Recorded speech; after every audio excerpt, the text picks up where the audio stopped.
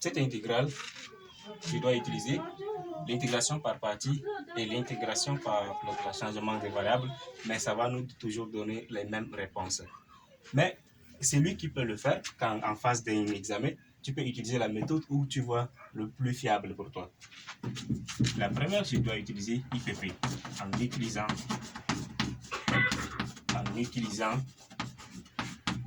IPP qui est l'intégration par partie, n'est-ce pas?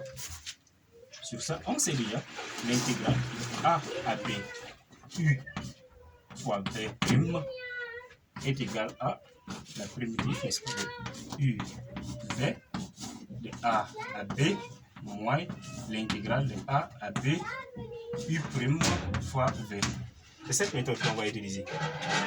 Maintenant, ici, notre U, cette fonction aussi, on peut l'écrire de cette manière. 1 à la unité 1 à l'exponentielle de ln de x fois 1 sur x de dx, n'est-ce pas? Donc, notre U ici, c'est ln de x. Et notre V, c'est 1 sur x. Alors, notre U maintenant, on est égal à ln de x. Notre V est 1 sur x. N'est-ce pas? Non. On va dériver U maintenant. U prime est égal à la dérivée de ln de x, c'est 1 sur x. Et notre V, la primitive de 1 sur x, c'est ln de x. Ln de x. Ok. Il doit remplacer les trucs par les expressions ici.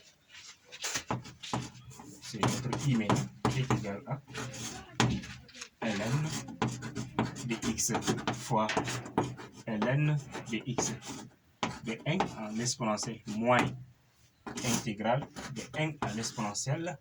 Notre U' c'est 1 sur x fois v toujours qui est ln de x fois d de x toujours. Or ça, cette fonction, c'est notre fonction mère qui est I. Alors, sur ce point, je vais écrire maintenant ça. I est égal à, n'est-ce pas, ln de x fois ln de x. Ln de x fois ln de x, ça nous donne ln de x, le tout élevé au carré. De 1 à l'exponentielle moins notre i déjà. Moins i. Quand je traverse cette i de l'autre côté, le signe va changer, ça va devenir plus i. Donc nous aurons i plus i est égal à, je remplace maintenant, exponentielle, ln de e. Ln de l'exponentielle est égal à 1. 1 élevé au carré, c'est toujours 1. Maintenant, ln de 1, c'est 0. 0 élevé au carré, c'est toujours 0. Donc, i plus i, là, ça nous donne 2i, qui est égal à 1. Alors, notre intégrale maintenant est égal à 1 demi. Voici notre réponse. Alors, je vais encore changer. La deuxième méthode, je vais utiliser l'autre là, le changement des variables.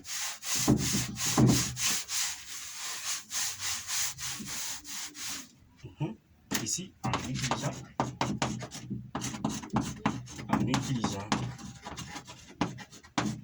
le changement de variable.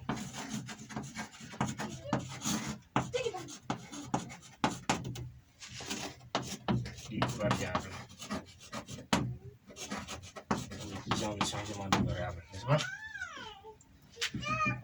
Je fais d'abord intégrale allant de 1 à l'exponentielle ln de x fois 1 sur x d de x. Posons t égale ln de x. Alors d dt est égal à la dérivée de ln de x, 1 sur x fois maintenant d de x. Ici, je suis en train de chercher notre d de x. Or ça, c'est ce qui est ici. Et notre t, notre ln de x, je dois remplacer par t. Avant de remplacer, il faut d'abord changer les bornes aussi. Quand on change la variable, il faut qu'on change aussi les bornes. Pour ici, pour je dois tirer x d'ici. X va me donner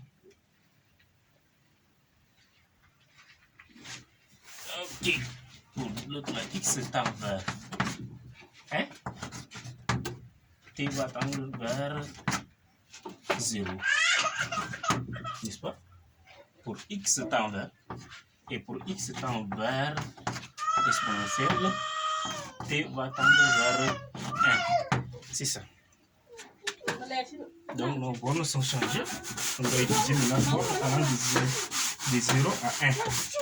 De 0 à 1, c'est ça? Nous aurons maintenant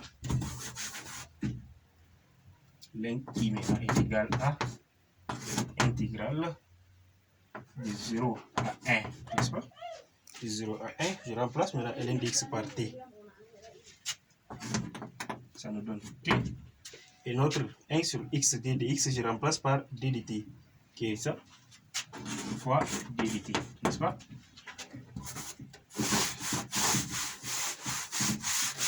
Alors, I maintenant est égal à intégrale, maintenant la primitive de t. Je vais chercher la primitive de t.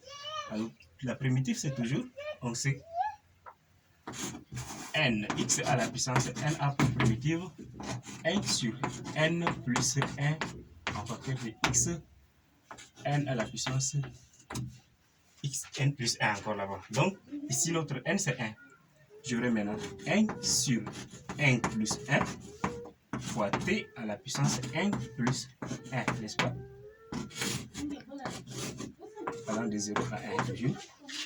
Notre i est égal à maintenant. Ici, 1 plus 1, c'est toujours 1 sur 2, n'est-ce pas? C'est 1 demi.